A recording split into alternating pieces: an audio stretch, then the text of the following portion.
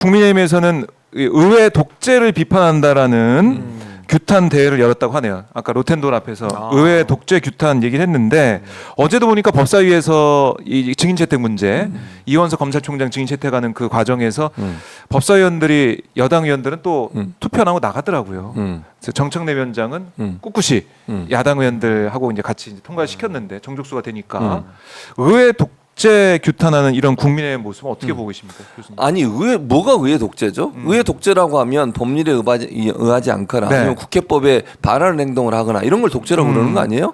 대체 네. 민주당이 지난 뭔가 법사위에서 했던 모든 절차나 행동이나 태도가 법에 뭐가 위반이 됐다는 거죠? 그걸 왜 독재라고 그러는 거예요? 아니, 그러니까 구체적으로 법에 위반된 행동을 했거나 국회법에 없는 행동을 했으면 또 다수결의 원칙에 맞지 않게 행동을 했으면 네. 아니면 무슨 문 다 잠궈놓고 들어오지도 못하게 하고 이랬으면 모르겠어요. 자기도 들어와 있다가 아니죠. 퇴장한 거잖아요. 마음에 네. 안 드니까. 그리고 나서 불법적인 일이라고 하면 어떻게 그걸 해결할 수 있죠? 그리고 가장 이제 논란이 되는 게 이런 거예요. 네. 청문회를 할 수 있느냐 없냐 가지고 논란을 그 얘기를 어제 계속 삼더라고요. 하더라고요. 근데 보세요. 네. 국민청원에 올라오면 5만 명 이상이 되면 국회는 거기에 대해서 논의할 수밖에 없어요.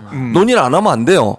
그렇잖아요. 국회의장이 직권을 하지 않는 이상. 네. 근데 대체적으로 국회의장은 청문이 올라오면 특별히 이상한 사안이 아니면 뭐 특정인에 대해서 뭐 공격을 하거나 이게 아니고 예. 정말 일반인들이 또 일반 국민들이 청원한 내용 중에 이거는 충분히 논의해 볼 수 있다는 생각이 들면 다 통과시킵니다. 5만 명 넘어가면. 그래서 정청래 법사위 이제 뭐라고 그랬어요. 그 탄핵 반대하는 청문도 5만 하겠다고 그러는 거잖아요.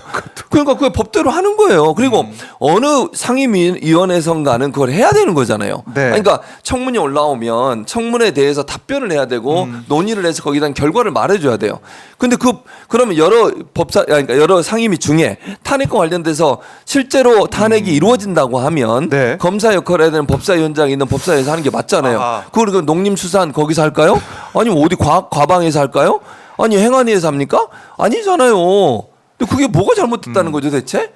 그러니까 어제 보니까 계속 정청래 위원장은 국회법을 보면서 얘기하고 유상범 의원도 국회법 책자 이게 보고 아니 있고 공부 막 잘하시는 그러는데. 분이 왜 책을 안 보시는 거예요? 또 자꾸 책을 갖다 버리고. 그러니까 그래서 저는요. 예, 독재 주장. 독재라는 말은 저는 이제 우리나라에서는 좀 안 썼으면 좋겠는 게 사실 민주당에서도 뭐 검사 독재 이렇게 많이 얘기들 예, 하시는데 독재라는 말을 쓰면요.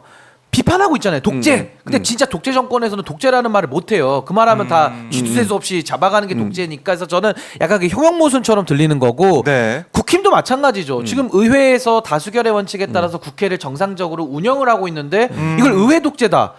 안 통하는 거예요. 그럼 이제 어떻게 물어보는 게 정확한 표현이냐면 네. 과연 행정부를 맡고 있는 윤석열 대통령은 헌법과 법률 위반을 했는가? 이렇게 물어보는 게 맞지. 이걸 싸잡아서 독재다 이런 말이 안 되는 거고 그걸 따져봐야 된다. 의회가 법을 안 지키고 헌법을 위반하고 지금 의회가 규정을 무시하고 있는가 이렇게 물어봐야 된다는 거예요. 그래서 전 독재란 표현보다는 네. 헌법과 법률 위반으로 행정부와 입법부를 한번 들여다보자. 이게 더 정확한 표현인데 행정부는 이미 청원에도 지금 동의한 5가지 사유도 있지만 제가 추가로 더 얘기하는 게 수사거임이거든요. 수사권의 사유화, 그다음에 사명권 남용, 그다음에 거부권 오용, 그다음에 임명권의 남용. 이미 윤석열 대통령은 헌법에 대해서 헌법 무시, 헌법 파괴까지 지금 이미 갔다라는 게 헌법으로 논증이 다 되고요. 그럼 이번에 국회 한번 살펴볼까요? 지금 탄핵 청원에 대해서 청문회를 연다. 네. 대한민국 헌법 26조에 이렇게 돼 있습니다. 국가는 청원에 대해서 심사할 의무를 진다. 의무를 다하고 있는데 헌법을 지키고 있죠? 아하. 그럼 민주당이 독재한다라는 얘기 잘못된 얘기입니다. 헌법과 법률을 지키고 그렇네요. 있고요.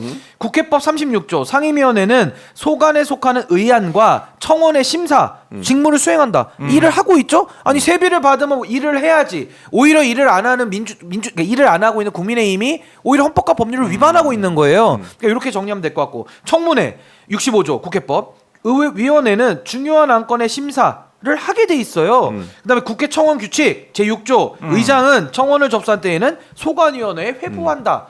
아니 뭐가 잘못됐습니까? 뭐가 독재고 뭘 규탄한다라는 거예요?